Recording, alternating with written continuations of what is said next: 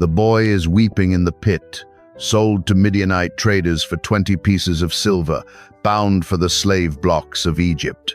His coat of many colors is soaked in the blood of a slaughtered goat, carried back to Hebron to shatter a father's heart. That is where chapter 37 of Genesis ends. Stop right there. Turn the page to chapter 38, the sprawling, high-stakes epic of Joseph, and the survival of Israel drops into total silence. The camera cuts away from the desert caravans and the weeping patriarch. Instead, the text forces us to watch one brother pack his tent, turn his back on the covenant family, and walk away. Genesis stops the most famous survival story in the ancient world cold, just to insert a dark, isolated account of a disguised widow at a dusty crossroads demanding 3 highly specific items from a patriarch. The entire Messianic lineage hangs on this singular moment of deception and these exact physical objects. Read that again. The bloodline of kings does not survive through Joseph's purity in Egypt.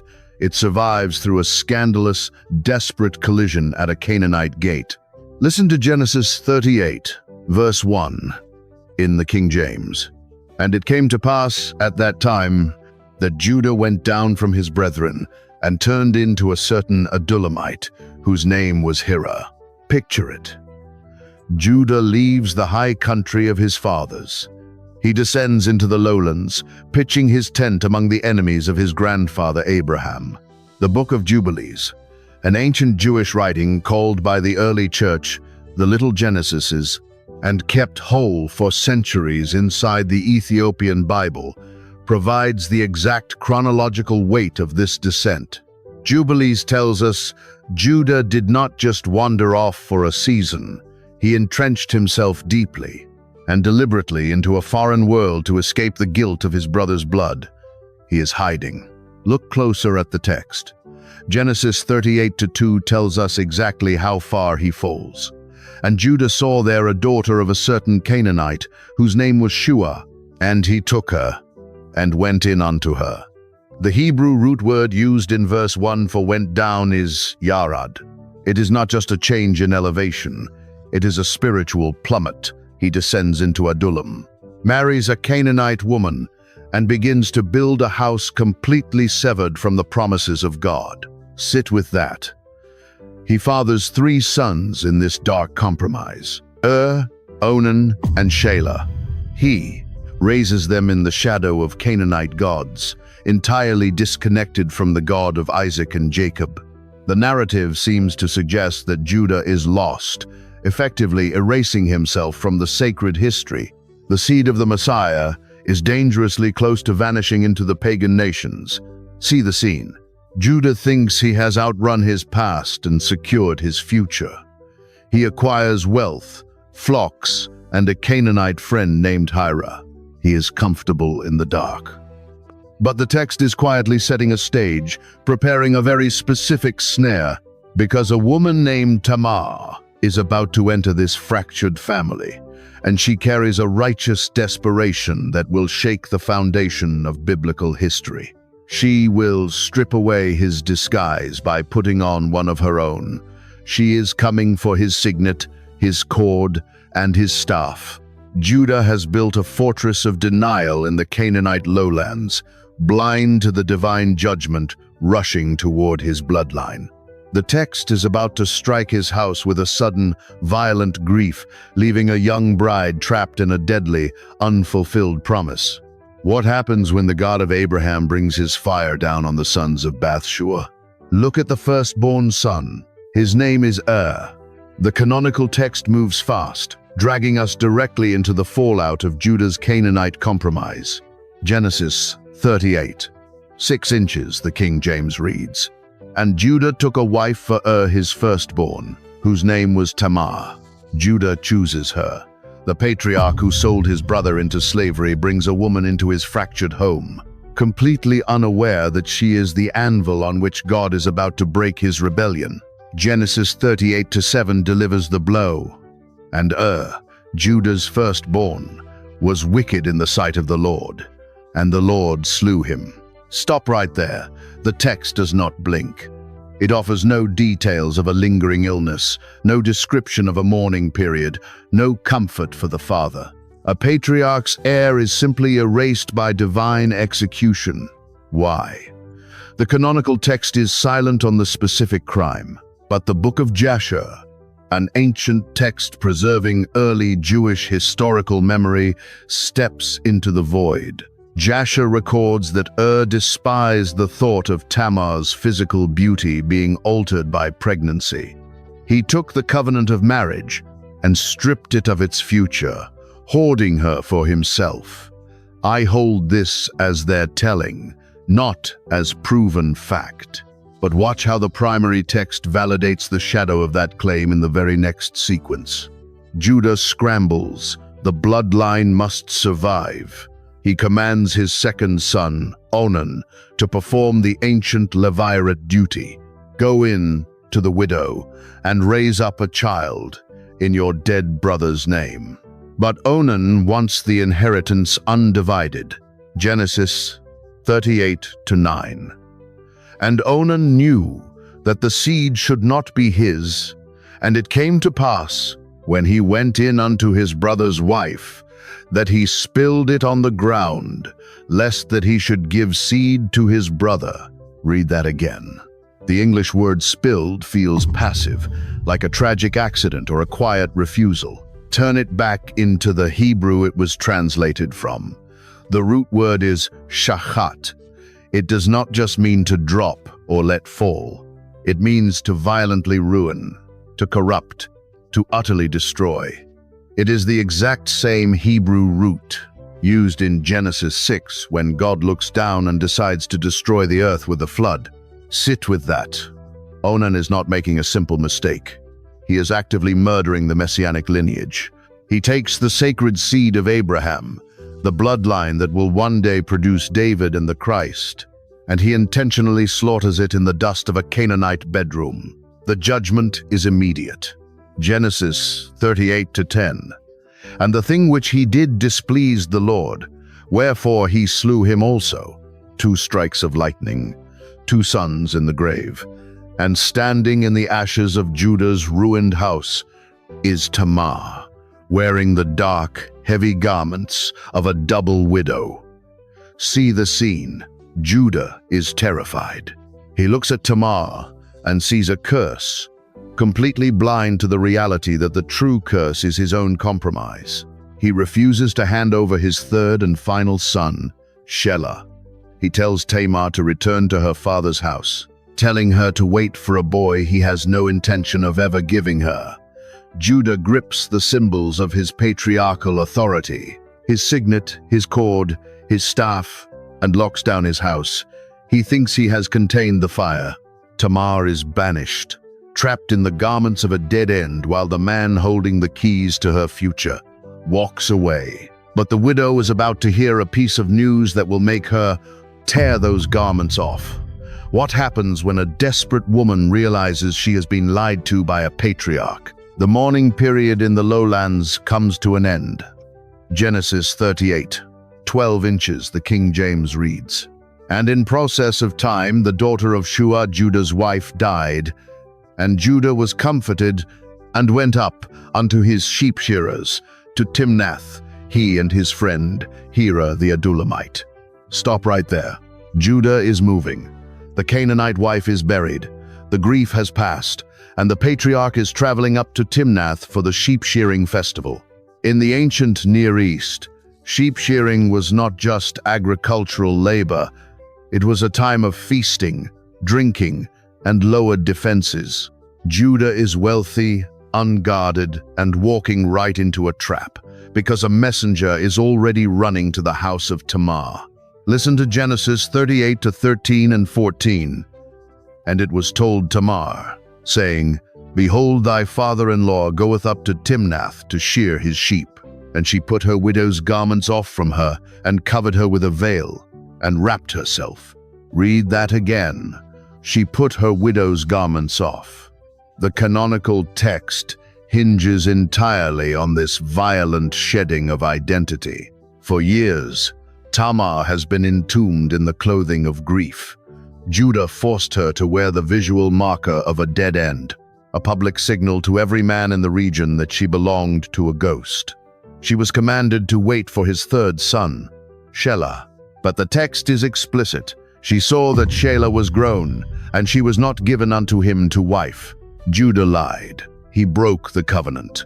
Picture it. Tamar is standing in her father's house, gripping the dark fabric of her isolation. She knows the Messianic bloodline is slipping through Judah's fingers. If she stays in these garments, her story is over. If she leaves and marries a Canaanite, the lineage of David loses its mother.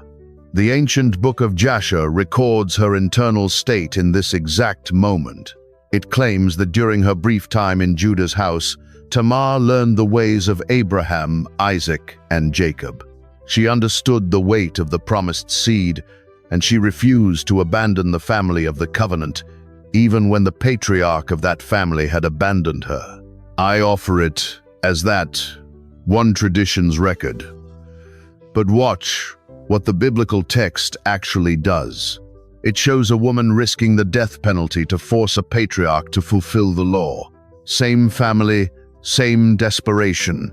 She drops the widow's garments. She covers herself with a veil. She wraps her body in the visual language of a stranger, a woman of the road. She is about to step out of the safety of her father's house and place herself directly in the path of the man who holds the authority to burn her alive. But she does not just wander into the desert.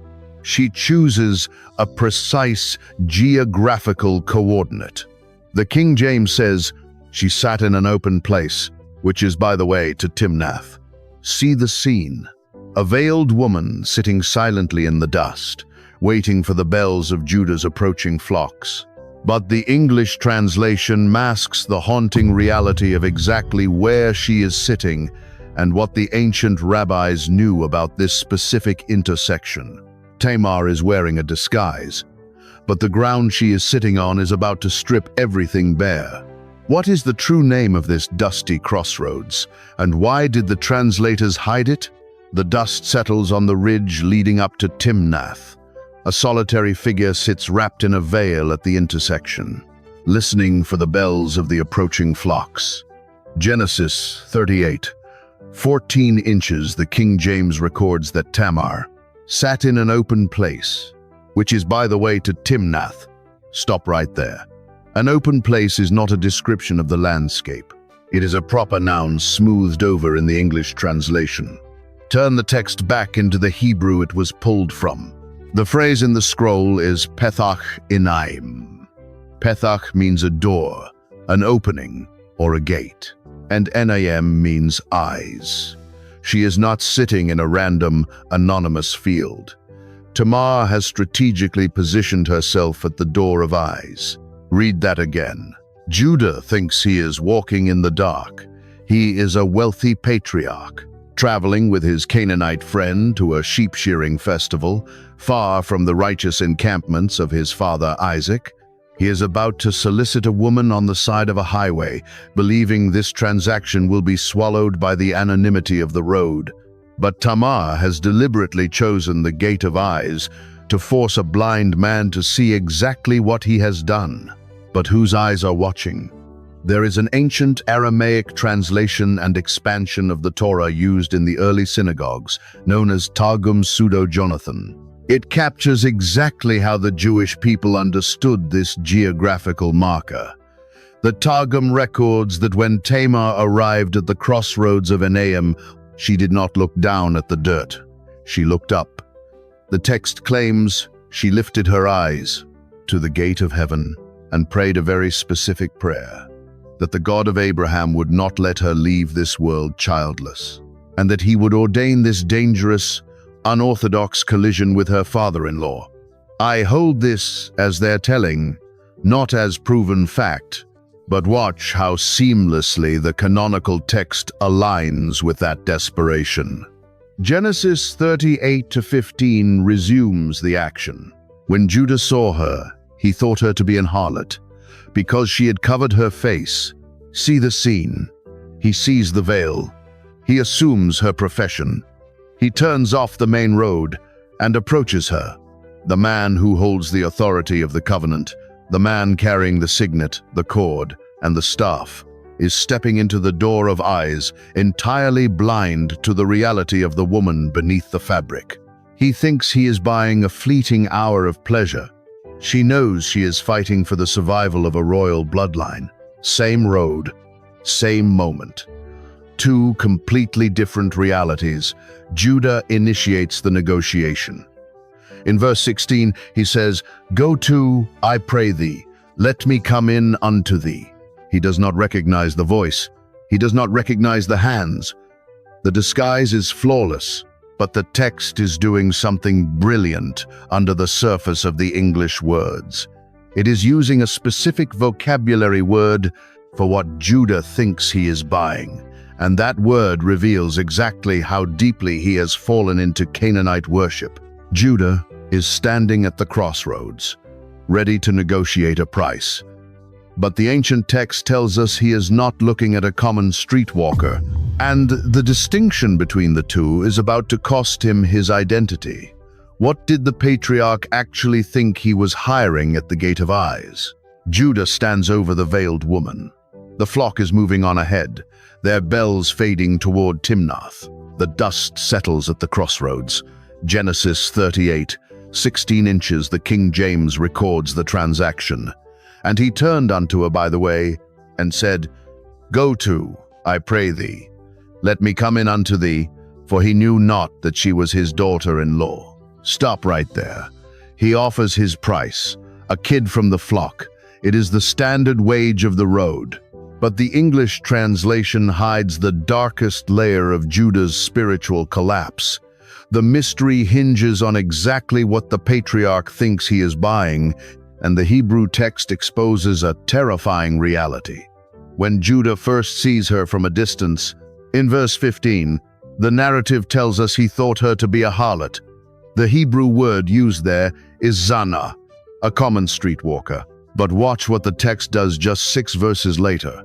When Judah later sends his Canaanite friend Heir back to the crossroads to pay the debt, Heir asks the local men of the place a very specific question. Listen to Genesis 38-21. "Then he asked the men of that place, saying, Where is the harlot that was openly by the wayside?" Read that again. The word translated as harlot in the English of verse 21 is no longer zana. It is kiddusha. It comes from the root word kadash, which means holy, set apart, or consecrated. A kadesha was not a woman of the dirt. She was a sacred temple woman, a veiled priestess of the Canaanite fertility cults stationed at a local shrine. Sit with that. Judah's descent into the lowlands is complete. The patriarch holding the Messianic bloodline, the man who was raised at the righteous altars of Isaac and Abraham, is not just indulging a fleshly urge in the shadows. He believes he is participating in a pagan fertility rite. He thinks he is bowing his head to the gods of Adullam at the Gate of Eyes. I hold this as one reading, a linguistic bridge the rabbis noted for centuries. Not the final word, but the vocabulary shift in the scroll is undeniable. This is the bottom of the pit. Tamar knows exactly who he thinks she is. She leverages his spiritual blindness to secure the survival of his own family line. She is acting as the mirror to his hypocrisy. The text shows her pivoting perfectly inside the disguise. She accepts his offer of the young goat, but the goat is back with the herds. It must be sent later. She needs collateral in the present moment. Genesis 38-17. And she said, Wilt thou give me a pledge till thou send it? See the scene.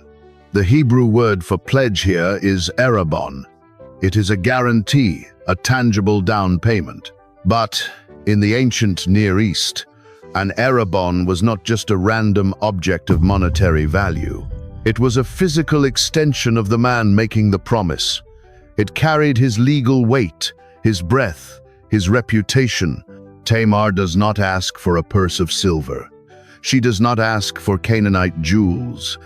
She does not ask for anything a real Kedishah would demand.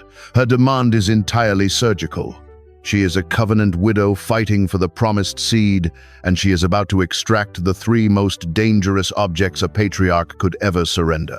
Judah is standing in the dust, completely unaware that the woman he condemned to widowhood is about to strip him of his legal identity. The man who tightly guarded his final son is about to blindly empty his own hands. What are the three specific items Tamar demands at the crossroads? Judah looks down at the veiled woman in the dust of the crossroads. He does not know her voice. He does not recognize her hands. He only knows he must secure the transaction before the flock moves too far ahead. Listen to Genesis 38, 18 inches, the King James. And he said, "What pledge shall I give thee?" And she said, "Thy signet, and thy bracelets, and thy staff that is in thine hand." Stop right there. Look closely at the English word bracelets. It paints a modern, decorative picture, silver bands on a wrist, pieces of casual jewelry. But turn the text back into the Hebrew it was translated from. The word is pathiel. It means a twisted cord, a woven thread. In the ancient Near East, a patriarch did not carry a paper deed or a modern identification card. He carried a cylinder seal, a chotam, worn around his neck on a highly specific, customized cord. She is asking for his legal signature. Picture it. Judah reaches up to his neck. He pulls off the woven cord. He removes the carved signet that bears his tribal crest, the very object he uses to stamp contracts, claim property, and render judgment. He blindly hands over his legal identity to a woman he believes is a Canaanite temple prostitute. Hold that image. But she demands one more object. She points to the wood in his grip. "Thy staff, that is in thine hand." The Hebrew word is mateh.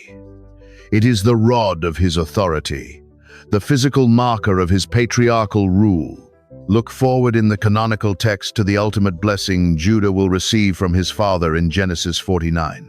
The prophecy declares, "The scepter shall not depart from Judah." Yet here, in the dark lowlands of Adullam, Judah willingly hands the physical scepter of his tribe over to a stranger at a pagan gate.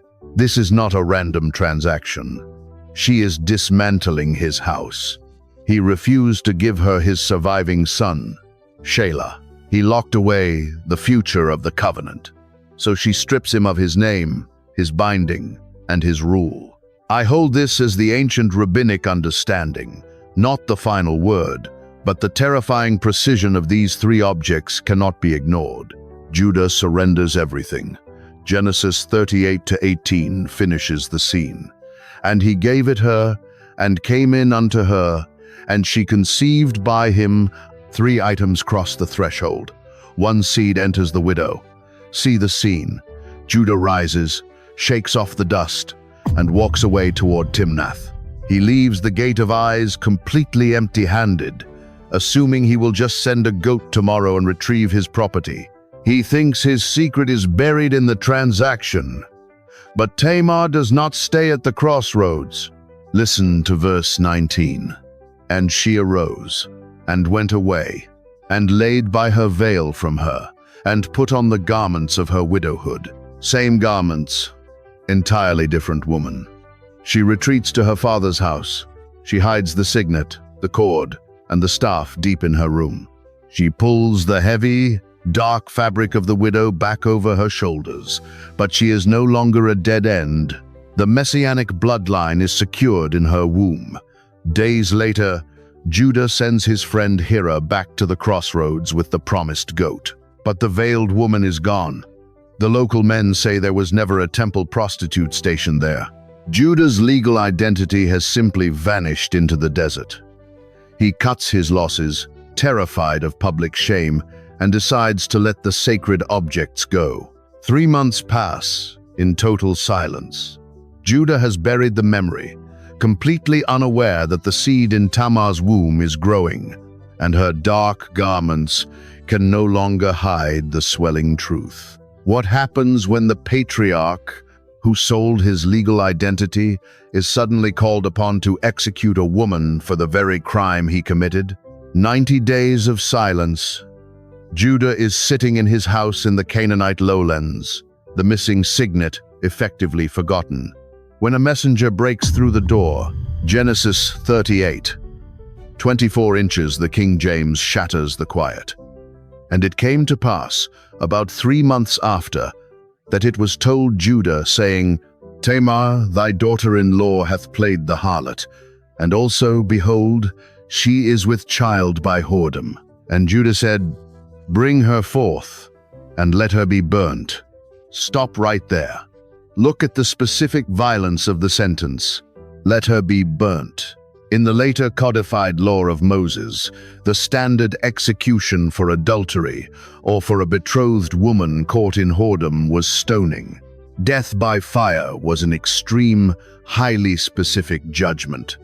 Leviticus 21:9 reserves the burning pyre for only one class of offender, the daughter of a priest who profanes herself. Read that again. Why does Judah demand the fire? The canonical text leaves the sentence hanging without explanation. But the ancient Targum Pseudo-Jonathan steps directly into the void. It records that Tamar was not an ordinary woman of the lowlands. The Targum identifies her as the daughter of Shem, the ancient high priest, who is also called Melchizedek. According to this tradition, Judah is not acting out of random rage. He is enforcing the highest, strictest law of the patriarchal priesthood to execute a holy woman who broke rank. I hold this as their telling, not as proven fact. But watch how the canonical text aligns with the terrifying speed of his judgment. Picture it. The pyre is built. Tamar is dragged from the safety of her father's house. The fire is kindled. The patriarch who sold his own brother into slavery is standing in self-righteous fury, ready to watch his daughter-in-law burn to ash. He thinks he is cleansing his house. He does not know he is about to be utterly unmade. Tamar does not scream. She does not plead for mercy. She simply reaches into her garments. Listen to Genesis 38:25. When she was brought forth, she sent to her father-in-law, saying, By the man, whose these are, am I with child? And she said, Discern, I pray thee, whose are these, the signet and bracelets and staff. See the scene.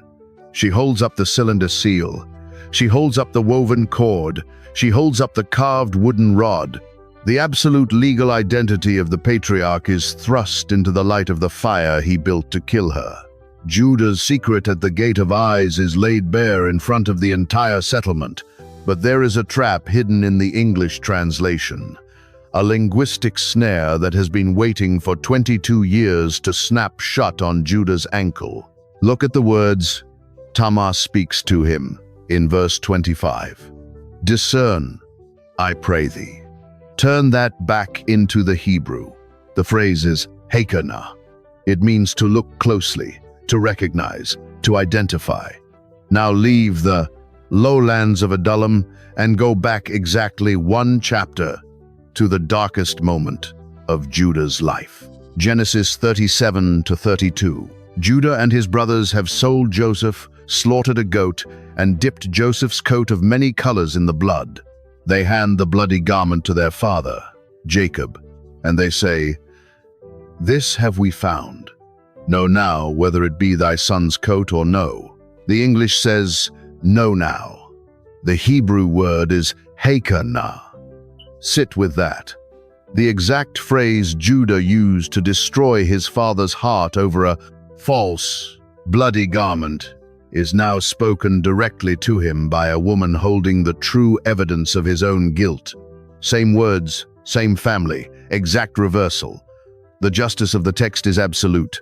Judah used a garment to hide his sin. Tamar shed a garment to expose it. Judah is trapped.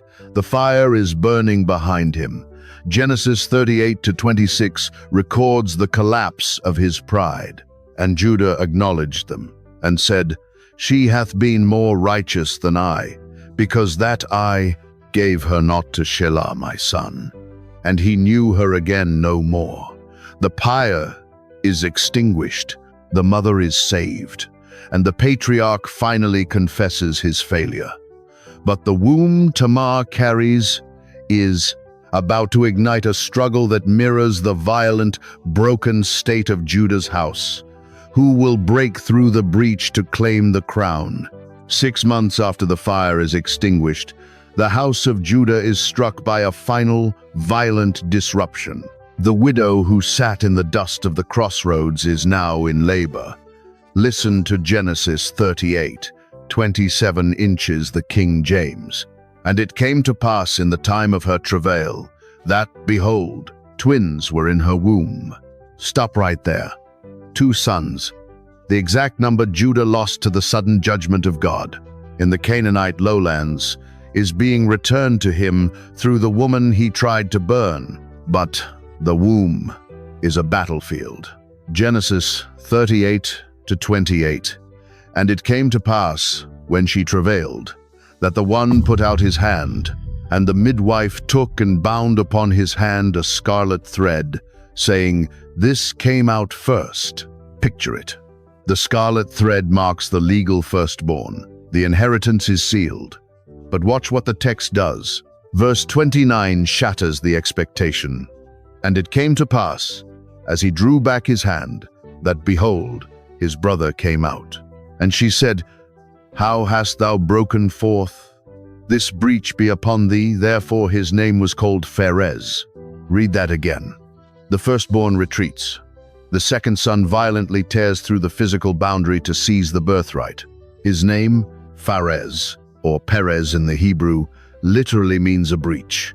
The Messianic line does not enter the world through polite, orderly succession. It violently breaks through the dark. From the ashes of Judah's ruined house, Perez survives. And if you follow the bloodline of Perez down through the centuries, you hit Boaz, you hit Jesse, you hit David. The scarlet thread of the true king is secured. Go back now to the desert where this script began. The weeping boy in the pit, the Midianite traders, the coat of many colors soaked in the blood of a slaughtered goat. You have read the epic of Joseph 100 times, marveling at how God used his purity in Egypt to save Israel from the famine. But tonight, you have the rest of the picture. Judah thought the story ended when he handed his brother over for 20 pieces of silver.